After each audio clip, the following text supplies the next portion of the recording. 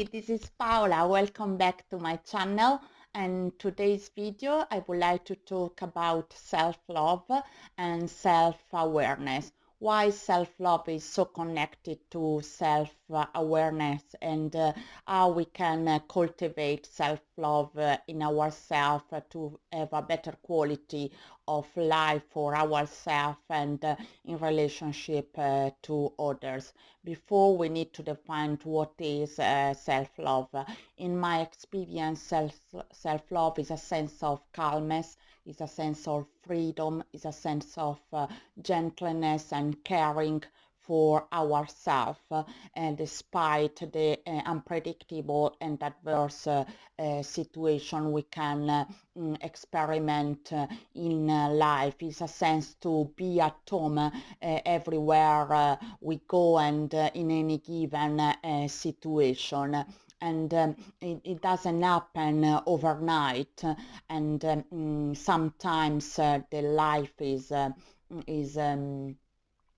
it calls us to have self-love for ourselves because we are struggling, we suffer, we encounter a lot of situations that test us, and how to cultivate self-love. To cultivate self-love, we need to be content in ourselves and allow ourselves to experience a good emotion, positive emotion, and prevent negative emotion to impeach our sense of consciousness and our judgment. Self-love is a true self within ourselves that is always kind, is always gentle, and is no judgmental, and never is going to judge us or punish us for what we do, but is caring, is lovable, is compassionate, and every human being need to realize and be aware and take into consideration we have this self-love. The self-love we want to for ourselves is within ourselves from the birth, and is a human right. And how to cultivate self-love, how to discover this sense of calmness and this sense of pure joy and pure freedom within ourselves is not easy, and it doesn't happen overnight, but with practice we can cultivate, and we can progress towards this achievement. And there is 3 ways you can cultivate self-love. One way is to practice meditation. To practice meditation is to be present fully in the moment and exercise our breathing. Breathe in and breathe out.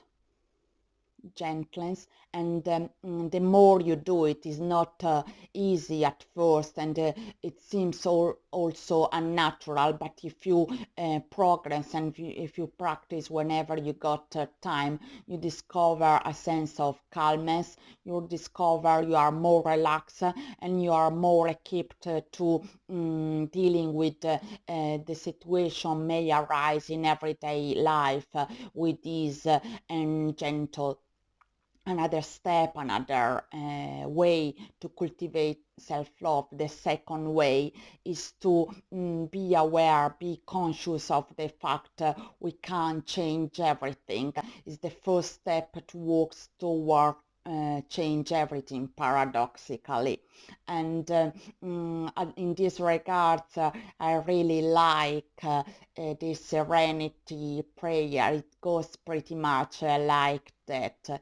God give me the possibility to change what I can change, and accept what I can't change, and the opportunity, the ability, and the consciousness to distinguish between the two.